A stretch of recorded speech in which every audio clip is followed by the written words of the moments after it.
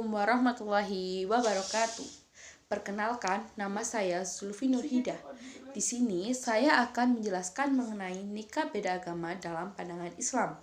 Indonesia merupakan bangsa yang memiliki banyak agama yang dianut oleh penduduknya.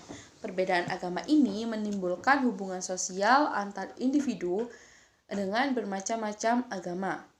Hubungan sosial ini kadangkala itu akan berujung pada pernikahan beda agama. Fakta di atas itu bertentangan dengan firman Allah dalam surat Al-Baqarah ayat 221 yang menegaskan bahwa hukumnya itu haram atau tidak sah. Dalam pandangan Islam, kehidupan keluarga seperti itu tidak akan terwujud secara sempurna, kecuali jika suami istri berpegang kepada agama yang sama.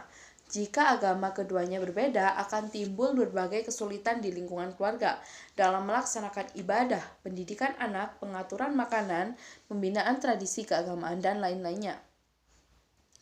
Muslim itu lebih baik menikah dengan muslimah, karena apabila menikah dengan perempuan ahlul kitab berarti melawan dengan yang lebih utama. Akan tetapi hal ini tidak berdosa.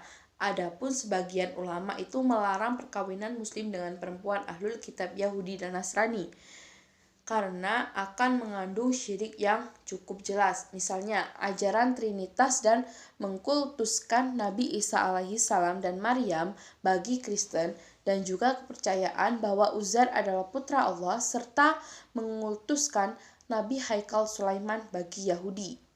Di sisi lain, walaupun Yahudi dan Nasrani itu sama-sama memiliki kitab wahyu dari langit, namun diyakini kitab mereka itu telah dirubah.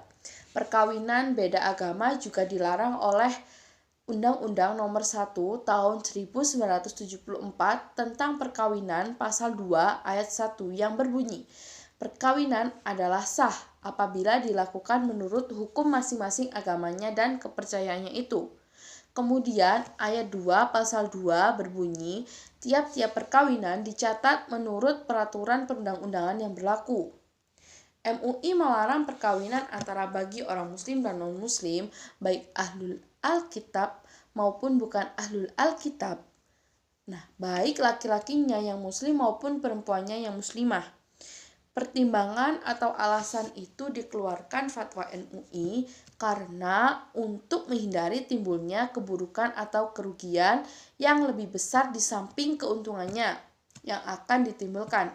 Pertimbangan seperti ini dikenal dalam teori hukum Islam itu dengan kaidah menolak atau menghindari kerugian lebih utama daripada mengambil kebaikan. Beberapa mazhab itu sudah berpendapat. Yang pertama, mazhab Hanafi. Jadi, perkawinan antara pria muslim dengan wanita non-muslim atau musyrik hukumnya itu haram mutlak. Boleh jika antara laki-laki muslim dengan wanita Yahudi dan Nasrani. Yang kedua itu perkawinan dengan wanita kitabiyah yang ada di Dar al-Harbi. Hukumnya itu makruh tahrim karena akan membuka pintu fitnah dan mengandung mafasid atau kerusakan-kerusakan yang besar. Perkawinan dengan wanita ahlu alkitab zimmi hukumnya makruh tansih. Alasan mereka karena wanita ahlu alkitab zimmi ini menghalalkan minuman arak dan menghalalkan daging babi. Yang kedua yaitu mazhab Maliki. Menikah dengan kitabiyah hukumnya itu makruh baik zimiyah atau wanita-wanita non-muslim yang berada di wilayah atau negeri yang tunduk pada hukum Islam maupun harbiyah. Namun, makruhi menikahi dengan wanita harbiyah itu lebih besar. Menikah dengan kitabiyah hukumnya boleh karena tidak melarang secara mutlak. Metodologi berpikir mazhab Maliki ini menggunakan pendekatan Sadd al-Zara'i atau menutup jalan yang mengarah kepada kemafsadatan. Jika dikhawatirkan kemafsadatan itu yang muncul dalam perkawinan beda agama, maka diharamkan. Yang ketiga yaitu mazhab Syafi'i, berpendapat bahwa perkawinan beda agama itu boleh, yaitu menikahi wanita ahlu alkitab. Akan tetapi termasuk golongan Wanita ahlu Alkitab menurut mazhab Syafi'i ini adalah wanita-wanita Yahudi dan Nasrani keturunan orang-orang bangsa Israel dan tidak termasuk bangsa lainnya, sekalipun termasuk penganut Yahudi dan Nasrani.